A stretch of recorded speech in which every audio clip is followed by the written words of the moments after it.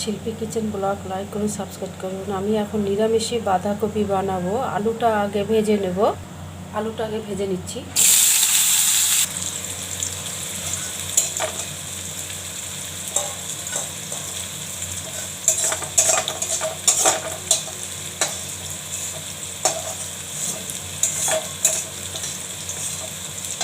উচ্ছে ভাজাটা হয়ে গেল, মাছের ঝোল আগে হয়ে গেছে, এখন উচ্ছে ভাজাটা হলো। এখন নিরামিষে বাঁধাকপি হবে। শাকটা কেটে উঠতে পারিনি, নাহলে শাক ভাজাটা বসিয়ে দিতাম। কি করব, কাটতে পারিনি।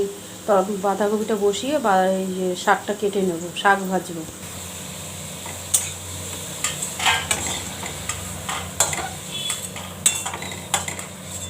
আলুটা ভাজা হয়ে গেল।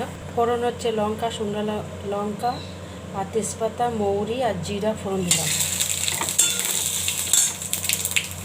এবার বাঁধাকপিটা দিয়ে দিলাম।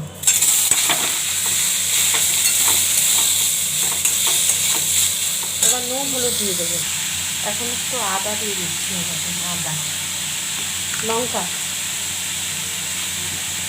বাঁধাকপিতে বেশি লঙ্কা দেবো না, অল্প আর একটু দিই, বড্ড অল্প হয়ে গেছে। নুন দিচ্ছি পরিমাণ মতো, হলুদ দিয়ে দিচ্ছি।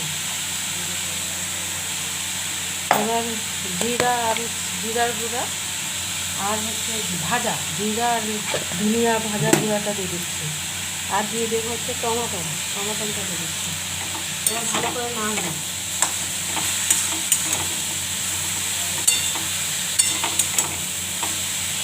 আলুটা দিয়ে দিচ্ছি।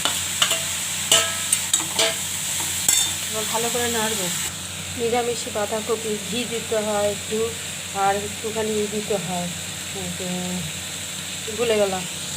এবার হচ্ছে তাহলে দিয়ে দিচ্ছি মিষ্টি, আর হচ্ছে এই যে ধনে পাতা, এই দুটোই দিয়ে দিচ্ছি।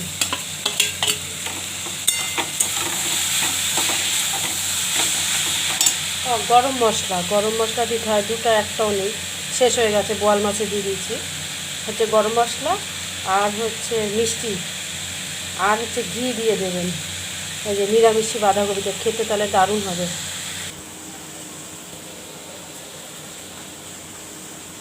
তো দিচ্ছি, বাঁধাকপি হয়ে গেছে।